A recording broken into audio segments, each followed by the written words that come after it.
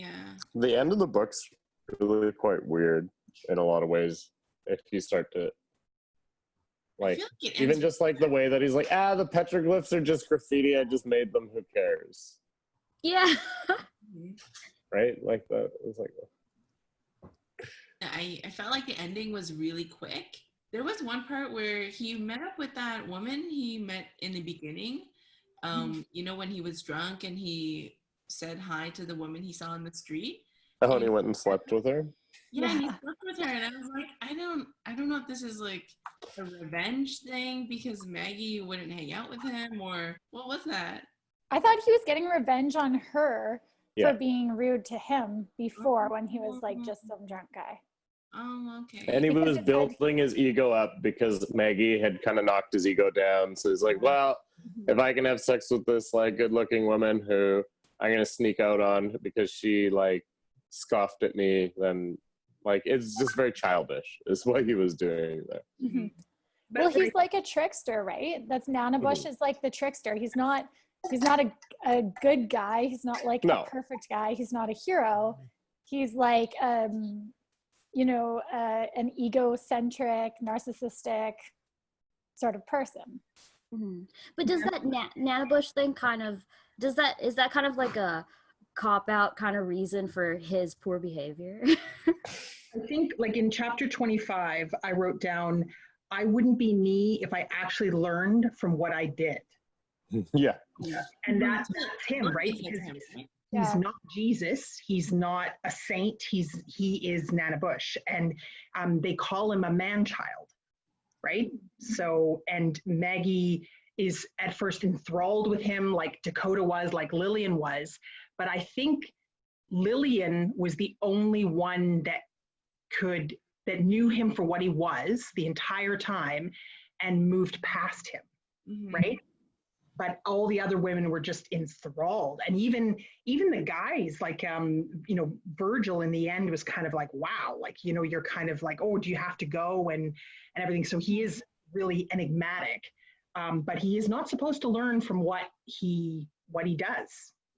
He has a stasis and he has to stay there or he's not Nanabush. He does say that Lillian said that about him, right? And he tells whoever he's talking to that he was hurt by that comment, but that it was true. I think the idea is not that he's supposed to learn. I think it's that other people are supposed to learn from his encounters and his endeavors and his stories. It's like that power of storytelling. It's not that he ever needs to get better. He just needs to be this person so that other people can learn from his experiences. I think he might also be a little bit of a nihilistic representation of human behavior and how insignificant all these little things we do are. He does all these wild things, and some of them are remembered, and often the ones he wants remembered aren't. But none of it really, really matters in the end. The fact that he's kind of like, oh, the Nanabush is us all, as they kind of say at the end, it may be a little bit of a nod to don't take your life so seriously. You will make these mistakes. You're going to do silly things that make no sense. And really, as far as like the human behavior, and a lot of that is really insignificant, especially compared to when talking about the land. So Nanabush is kind of there to talk about human behavior, but when they talk about the land, that is significant. And I think sometimes in Western culture, we go the other way around, where we think our human behavior is very significant, but our environment is not. I would argue that it isn't necessarily like nihilistic, but like more absurdist. I don't know if you've read The Myth of Sisyphus, or if you know of like Sisyphus, like pushing up a boulder. In The Myth of Sisyphus, it's like about how it's neither good nor bad, but it's just absurd. And I think that that's what this guy is.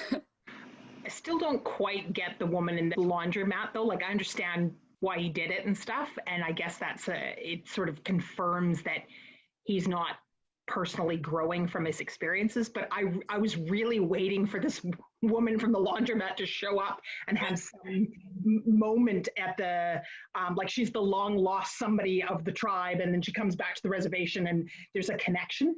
But I guess if it is an absurdist from the absurdist point of view, it just is. It doesn't have to mean, like the petroglyphs, it doesn't have to mean anything. It just is.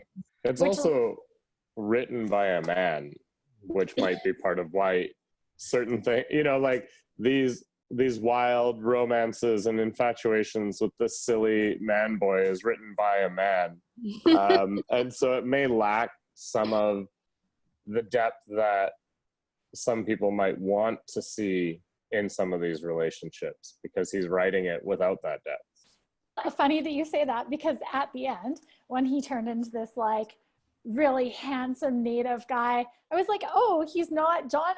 He's obviously still Nanabush, but I was like, he's not represented by John the person. Maybe he can just still be in Maggie's life, and Maggie can start dating this really handsome native guy. Yeah. And then when he left, I was like, damn, like where's the closure?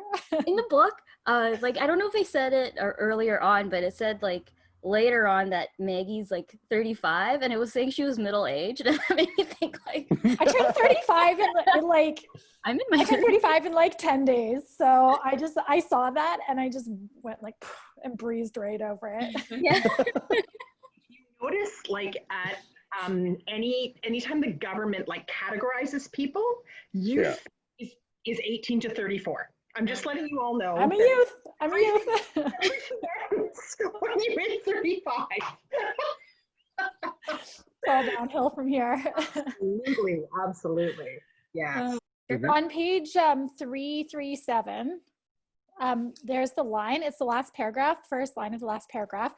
There are no such thing as dead ends, only people who find dead ends. So can we talk about this line and maybe what it means to us? Thinking of like that absurdism thing, thinking outside of the realm of what you believe is possible is kind of what that's a call to, I think. No matter how absurd. I was wondering if it had some sort of call to religion. And you think like Lillian died, and it's like, that's not the dead end. That's not the end of her life. It's like, it says only people who find dead ends. So, maybe it's like whatever you believe is next, that's what's coming next, or has some sort of tie into if you believe in Jesus going to heaven, or if you believe in something else, or if you don't believe in anything, but you end up going back to the earth. Like, I don't know. I just thought maybe there was something in that. Yeah, it could also be about the growing revival and restoration of Indigenous kind of culture, right? Because as it gets through the last few chapters, you can see Virgil getting more interested in this Nanabush myth. He's also got his cousin very interested in it. He's starting to, like, I think he knows a little Anishinaabe, but it seems like he's starting to play with it more than he had ever played with it in the book. Even just in the way that when John hangs the sweetgrass on his mirror, Virgil was like, "That's so white of you." So it's like he's kind of like claiming, when he says thank you, identity, being like, "You're white," like that's white. And so that could be part of it, because I do think a lot of the book is this funny way to explore different ideas of histories of Indigenous people in Canada. I know when he was at the museum and getting really ticked off about the canoes, and then realizing that maybe he sold those canoes and like mislabeled them, and I'm sure there's all kinds of stuff that has actually been bought and sold and traded, and its level of authenticity in our history books may be strong, but its real authenticity may be up for debate, right? Which maybe that ties into Aboriginal or Native Indigenous identity in general, right? So much of it is like created over history by white settlers, that how can we know what is authentic and what is not authentic? Because all we have is just like what we've seen portrayed in the media for our entire lives. And what exists within the constructs that currently exist. So whether that's through archival practices from the past, or even just literary choices of 2010. It's a very Western idea to put something in a box behind glass and label it, especially when you are talking about cultures with strong oral histories.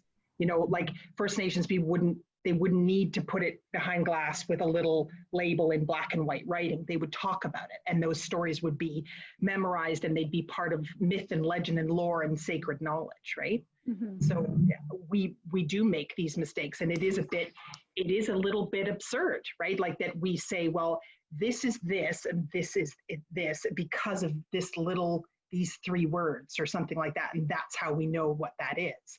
But it's such a I don't know, like it's not a very engaging way to learn about history.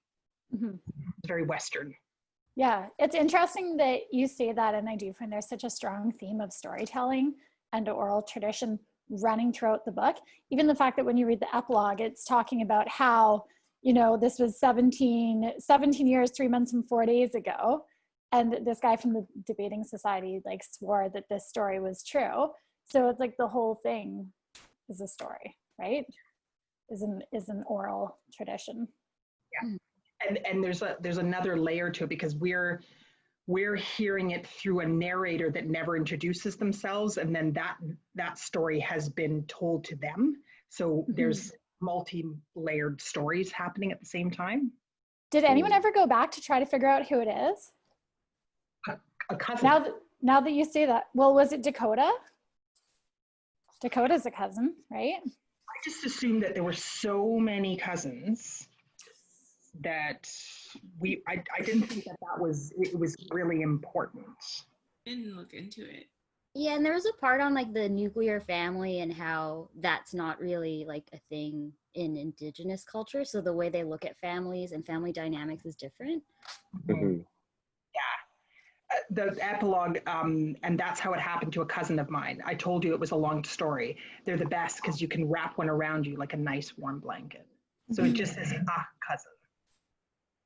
So I think, Vanessa, when you bring up this line, I also think about Virgil and John on the Rock, where John asks him, why do you like this place, this specific rock? And Virgil explains, oh, it's because the train goes by, and, you know, someday, like, I want to go where this train is going. And John is like, okay, that's like the typical desire, right? But also maybe think about the people inside the trains who are seeing you and are thinking, oh, I'd like to be on that rock, just like staying somewhere and watching things go by. So I think, in a sense, like, I think we've met Virgil where in the book he's at this perceived dead end where he's not going to school anymore, people are dying, and he's not sure what to make of his life. But you know, I think that line is really impactful for Virgil because it does speak to where he thinks he is.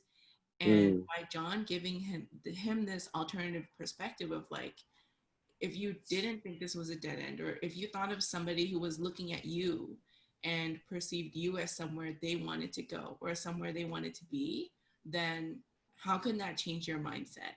I think that's what that line made me think of, and why I think it really affected Virgil so much. I think too, you could look at it, if we're looking at the story as a story of Virgil's growth.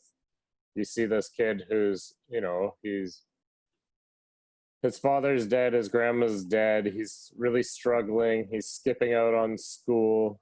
And then by reconnecting through his culture, through his magical adventures with the Nanabush, all of a sudden he is writing an essay and dreaming of having a motorcycle and all kinds of things. Like he's gone from a place of just like existing to a place of kind of creating his own existence, moving forwards and feeling a little bit more autonomy and control of his life.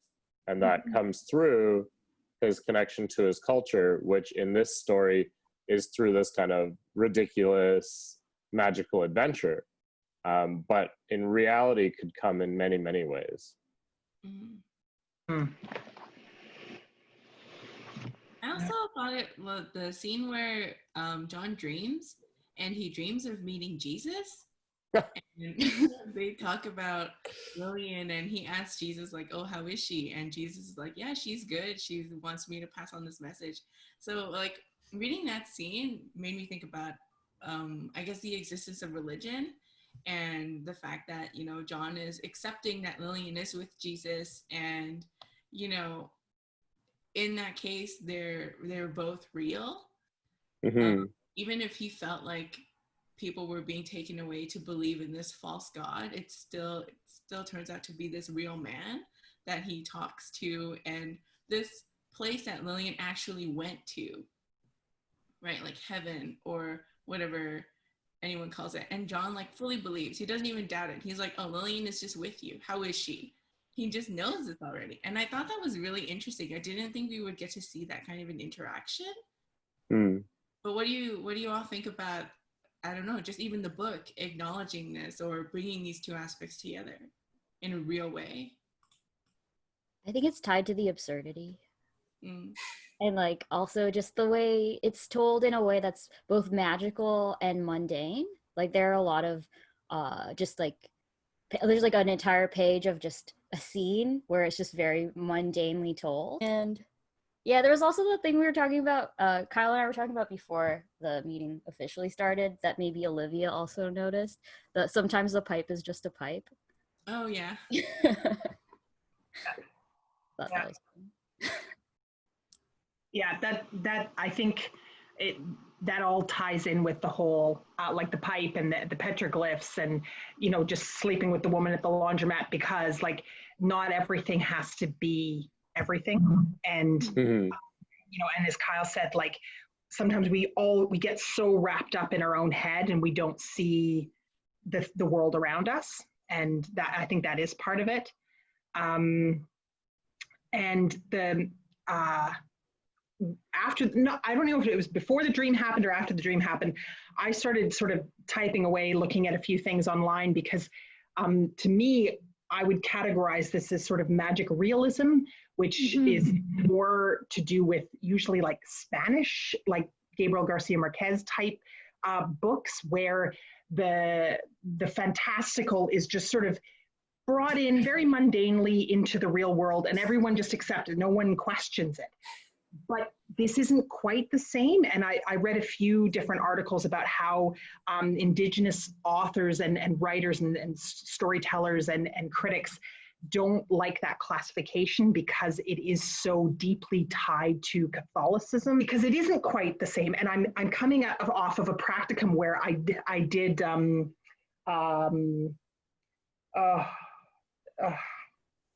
God, my brain has fried now. Gabriel Garcia Marquez, not 100 Years of Solitude, but the other one that will come to me in a second. And it was so entrenched in this Catholicism, and everyone just accepts it. Every character in the novel accepts it.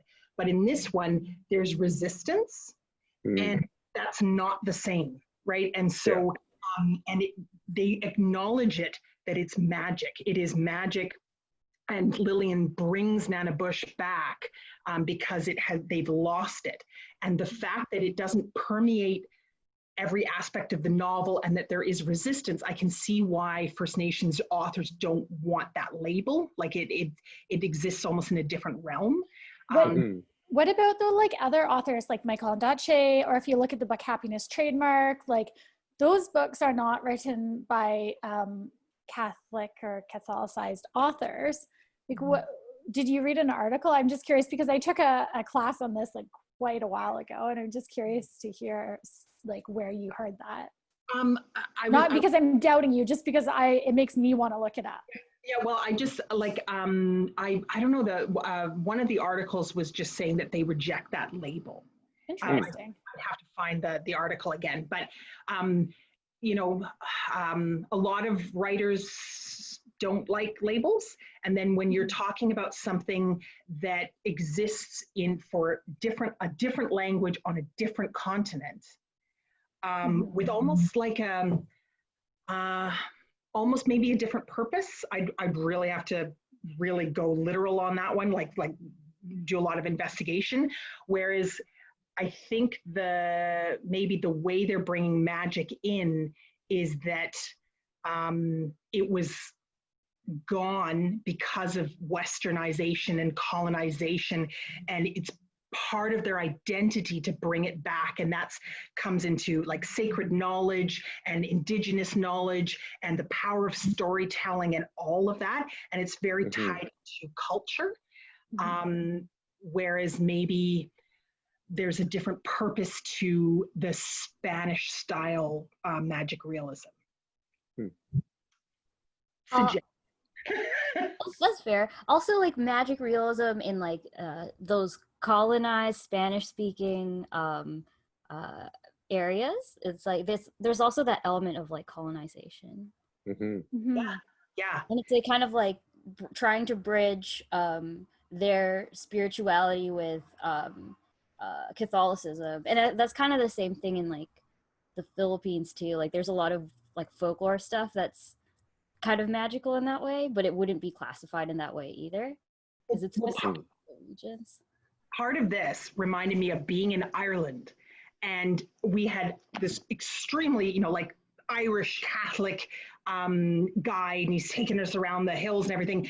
And every time we passed one of these little shrines on the side, he'd have to do the cross, and it was very superstitious.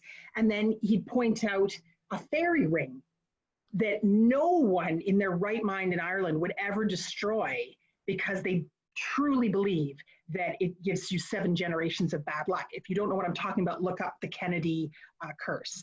And they truly believe this, but they're extremely Catholic. And so they have no problem intermixing, and that these two ideas are not fighting each other. They exist cohesively together. So they did remind me of magic realism in the Catholic sense of the word, but I can see where they would resist the label.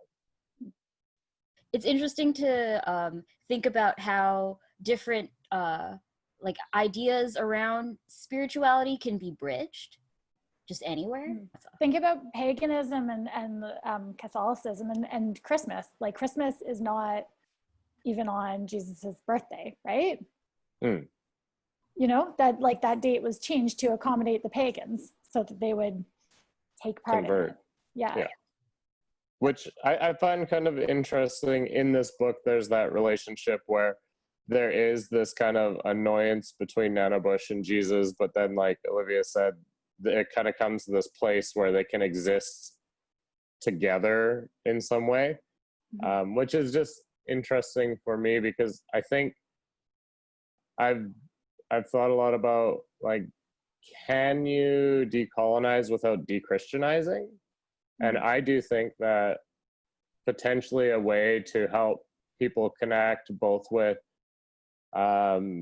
indigenous groups of different lands would be to help people revive and look to their histories of the things that were lost through colonization, through the Roman Empire, through all those things, because all settler people also have these kinds of histories. They're different but similar, and looking at those interrelationships of kind of pre-Christian religions, I think could be a really powerful tool for decolonial work.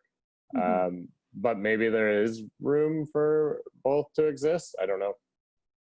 Why don't we talk about decolonization and the book? And even, you can see it in the fact that they have to buy back their land. I think we talked about this before, like the idea of land ownership and having to buy back their land. And then even at the end when John spreads those bones, because he feels that he has to find a way to keep the land as it is. Does anyone feel like there's any ways that this book contributes to it or like comments on it? Well, it definitely, land thing? It definitely leaves you curious about what's actually going on politically, and does, there's always this kind of complaint, especially if you move to like the suburbs or something, where people will be like, oh, indigenous people just get this land. Oh, they're just getting given this land by the government. And this book, I don't know how much like plays off of fact and fiction, but kind of weaves this narrative where even when buying the land through a capitalist means, it becomes incredibly problematized, and that, you know, certain peoples are not allowed to buy things, even though it's supposed to be a free market, right? Mm-hmm. Which I guess pulls into taxation too, but. Here in Ladner, so if anyone knows, do you know the Agricultural Land Reserve? Where they save land and it's supposed to be held for agriculture basically forever. Here in Ladner and Tsawwassen, we have obviously the Tsawwassen First Nations, and some of the land was taken from the Agricultural Land Reserve and given to the Tsawwassen First Nations, bought, I can't remember, they acquired it, I think given. And ultimately they built like a community of houses, like 2,000 houses, and built the Tsawwassen Commons or Tsawwassen Mills Mall there. And people around here got so angry that this land went from the Agricultural Land Reserve being turned into houses in the mall. But that's the thing, it's like, so who are we to say that the Tsawwassen First Nations cannot create their own economic stability? You know, like who are we to say that they cannot be prosperous and they cannot do these things, right? So it's like telling Indigenous groups what they can do with their land. Yeah. Like it was land that is rightfully theirs anyways, then it's taken away, they acquire it back, and then still, even after it's like back in their possession, which is not, as we were saying, like land ownership doesn't make sense, but it's like in their possession and we're still trying to have opinions on what they can do with it. I also think like in the book where we see Maggie really struggle with what to do with the land, right?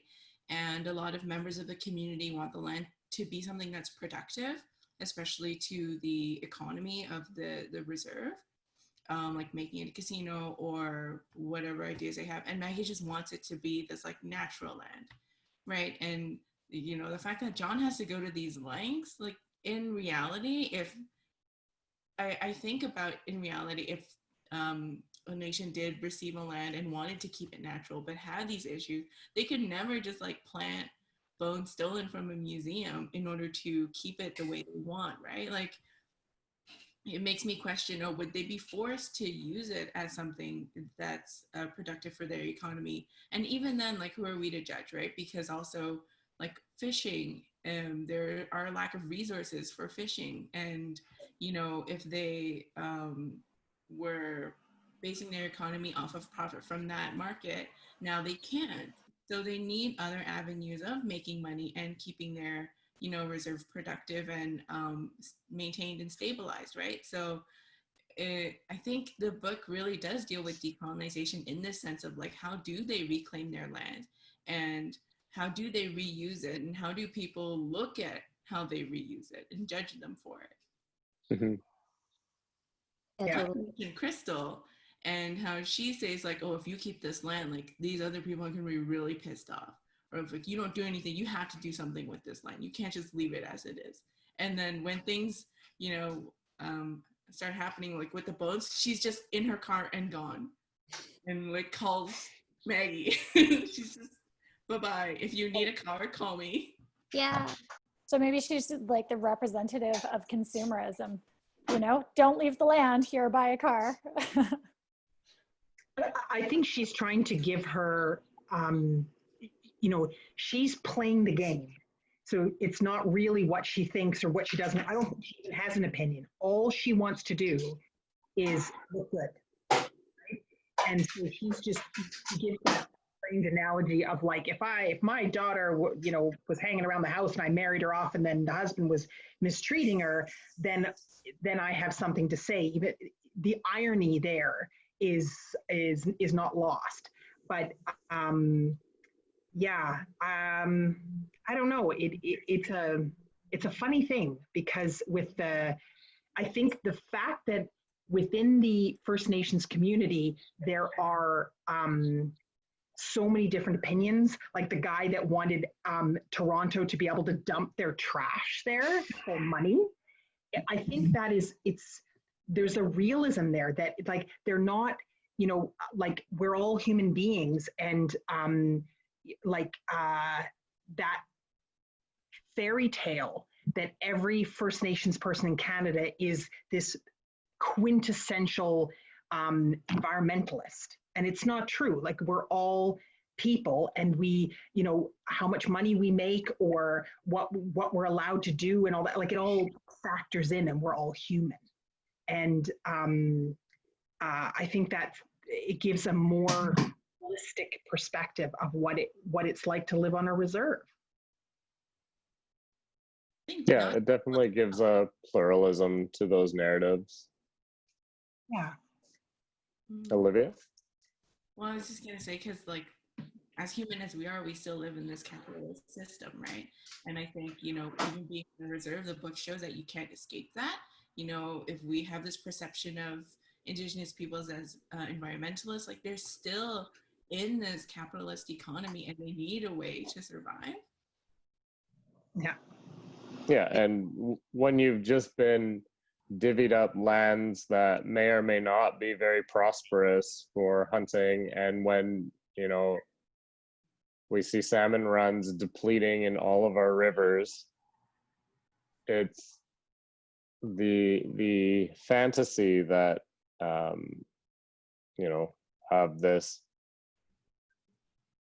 just like, you know, environmentalists live off the land, Indigenous peoples, is not impossible, but pretty darn difficult when you live in such a big capitalist system. And that's also a big part of why, you know, if we want to talk a little bit about the universal design concept from our other class, and what we're seeing a lot of coming out of like the Black Lives Matters and all the different voices that are coming out of that, most people are not asking to just fit more people into this system, but rather saying this system doesn't work for more people.